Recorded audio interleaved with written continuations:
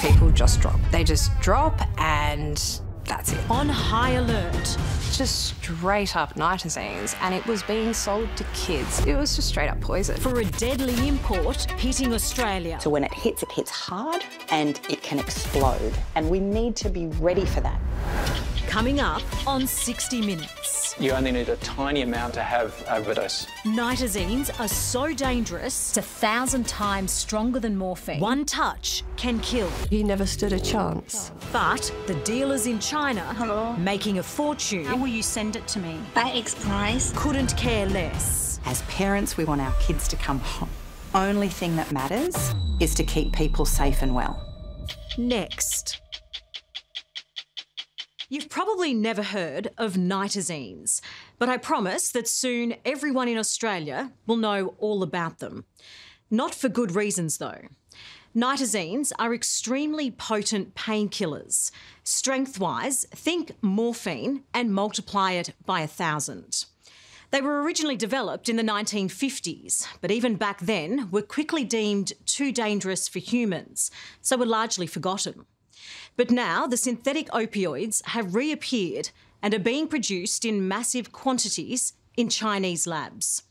Nitazenes are then being shipped to Western countries, including Australia, where they're hidden in all types of illicit drugs, ready to cause harm and often death to unsuspecting users. It's 10:30 p.m. at this dance party in Sydney, and the crowd is going off. For many, their fun tonight is being fuelled by illegal drugs, including these pills marked with the Red Bull logo, being sold as MDMA. But what revellers are about to find out is that the pink pills are laced with the most dangerous drug to ever hit Australia, nitazenes. They're a highly potent synthetic opioid, 1,000 times stronger than morphine. We have been advised there is a substance in the form of a red or pink pill. As the medical emergency unfolds, organisers do something they've never done: stop the music. That has been flagged by medical specialists as having serious adverse effects. Basically, people just drop. They just drop and that's it. Caitlin Dooley and her team at Dancewise were at the party.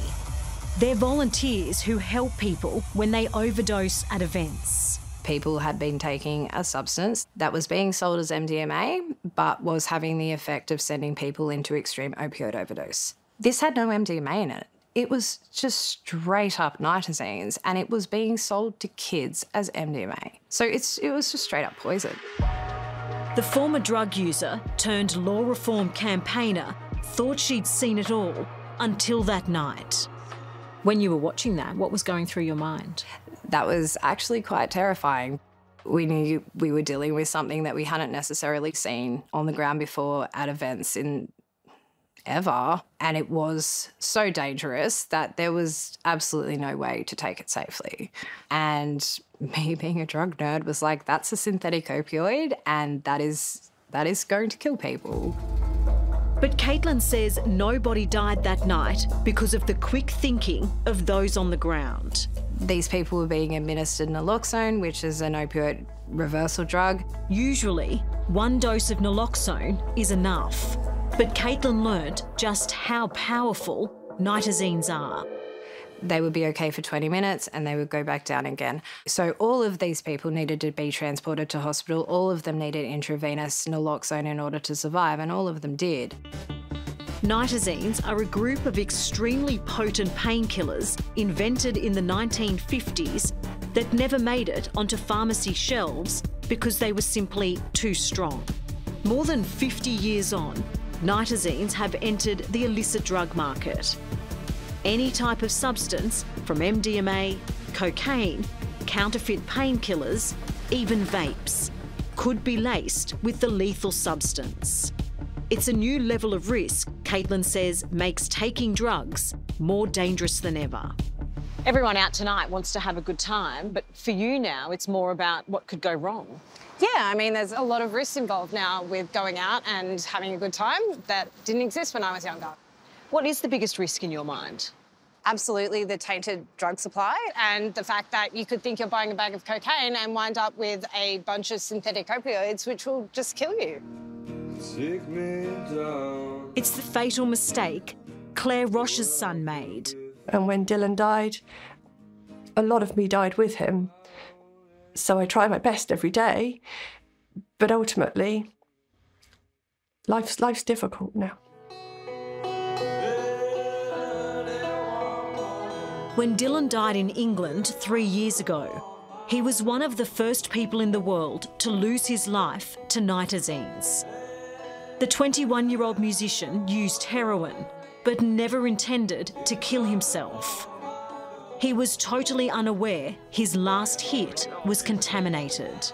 So I went upstairs and he was unresponsive on the bed and he was turning blue. But it was already too late. He'd already gone.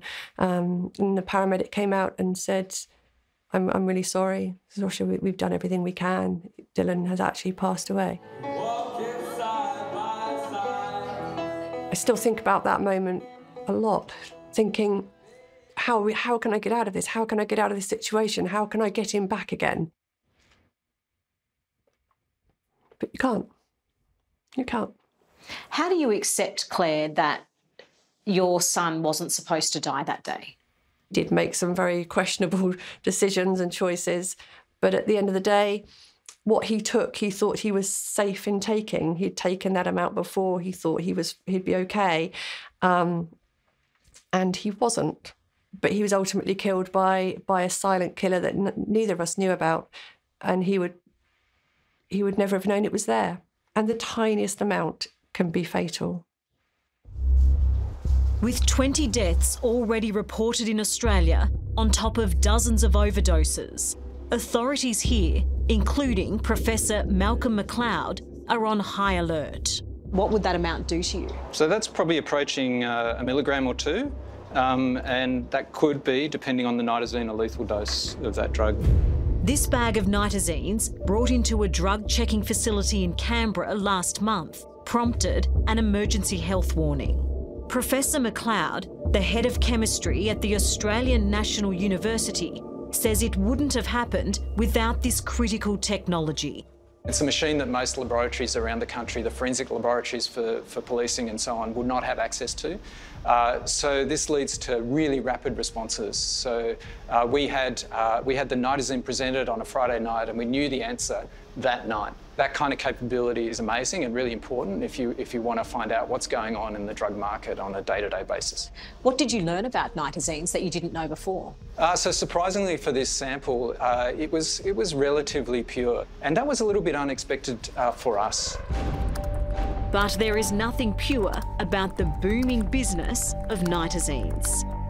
Up next, we track down a chemical supplier in China who can't sell the deadly drug fast enough. It's incredible just how easily we have gotten straight through to a dealer. I'm just wondering, how will you send it to me? By Express? Yeah.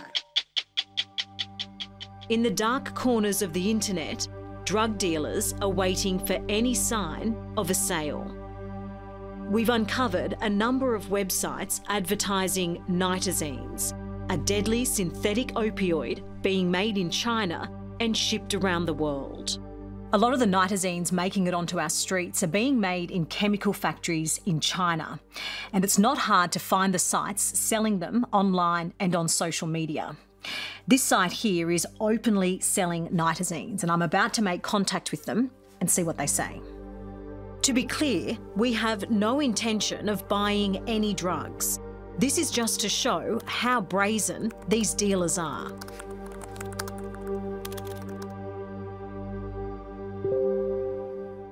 It's scary just how quickly this dealer has responded.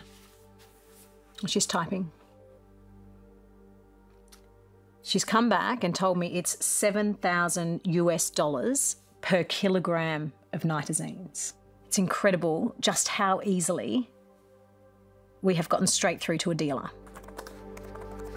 I question whether there will be any issues getting the illegal drugs through customs. She's telling me it will be absolutely no problem and she'll send it via express post. In the matter of an hour, I could have kilograms of nitazenes being shipped to Australia. Surprisingly, the seller agrees to a video call. Hello. Hi, how are you? I'm just wondering, how will you send it to me? By express. Express post? How will you package it? Package. Where are you from? Australia. The video cuts out, but the seller asks to continue messaging. Have you sent to Australia before? How do you make sure it gets through customs? It's a big order.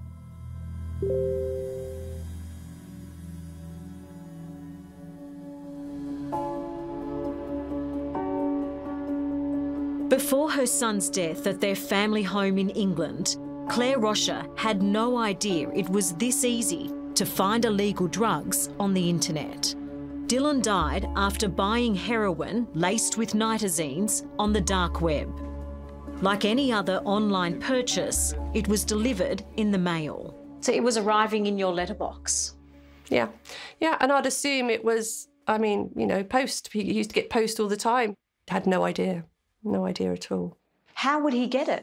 You can get a little list, you can get a shopping list on TikTok these days or other things. Yes, I'd like this, please. Very easy to get hold of. They'll send it through the post to you. It's very easy to obtain, yeah, and scary, really. It's illegal here, just making sure it will get through. Are these drugs safe? Do you know people in Australia are dying from these drugs? Are you concerned that what you're selling is killing people?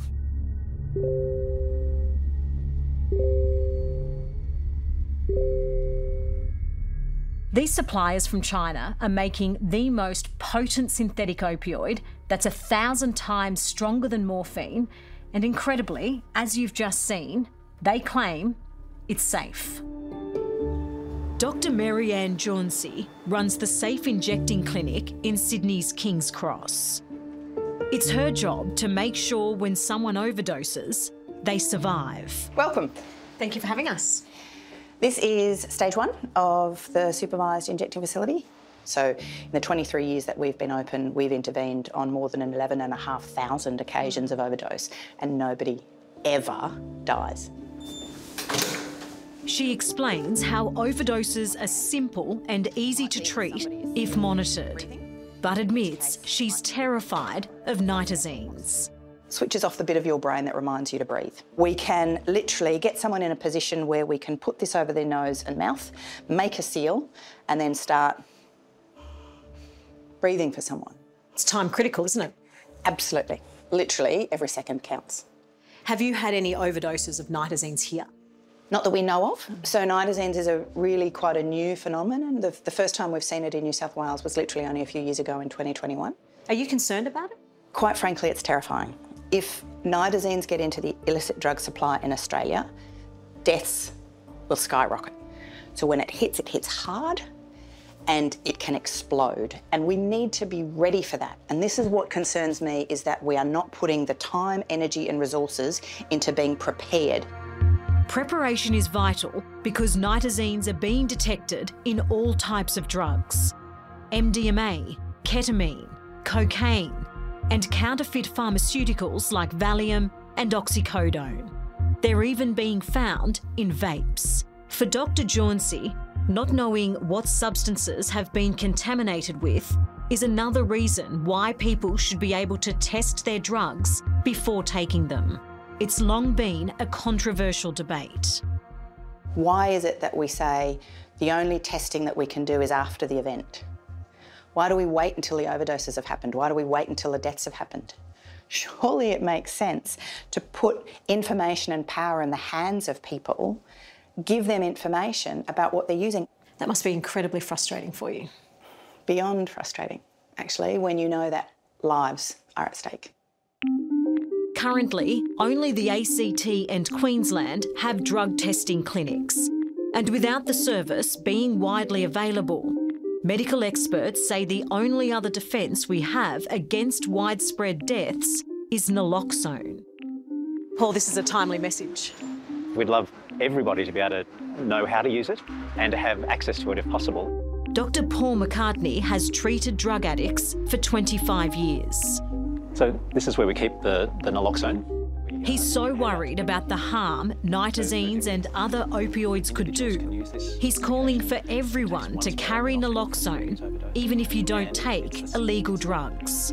It's a nasal spray or injection and will reverse a nitazene overdose until emergency help arrives.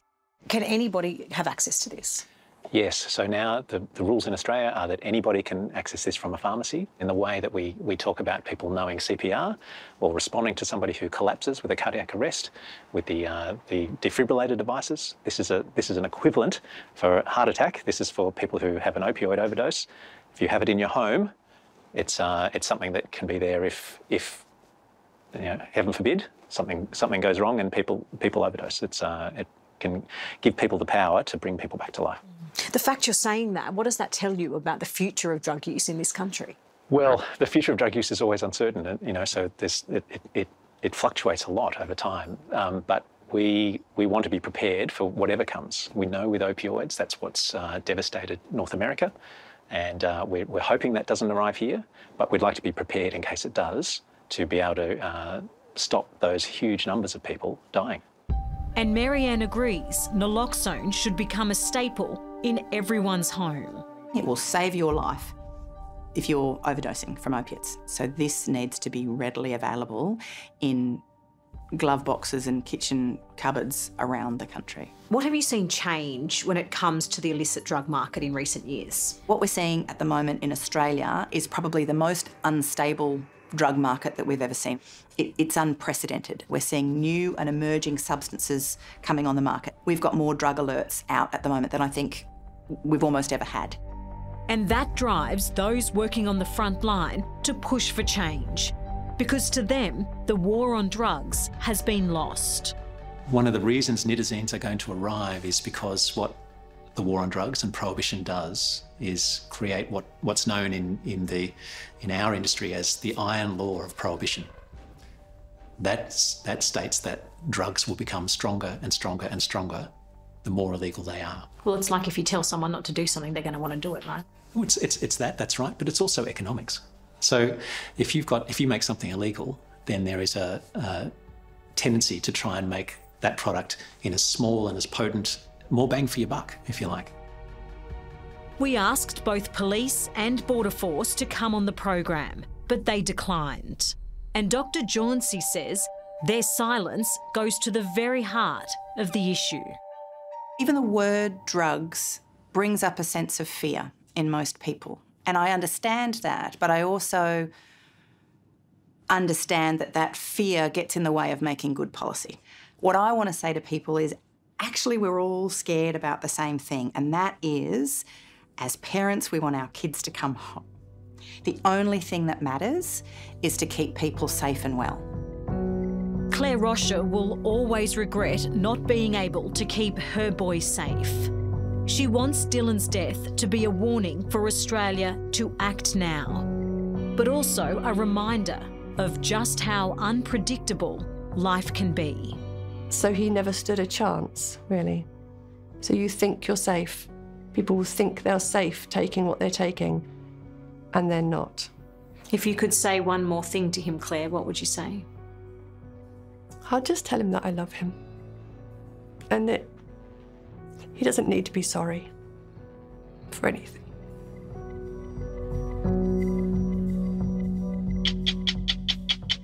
Hello, I'm Dimity Clancey. Thanks for watching 60 Minutes Australia. Subscribe to our channel now for brand new stories and exclusive clips every week. And don't miss out on our extra minute segments and full episodes of 60 Minutes on 9now.com.au and the 9Now app.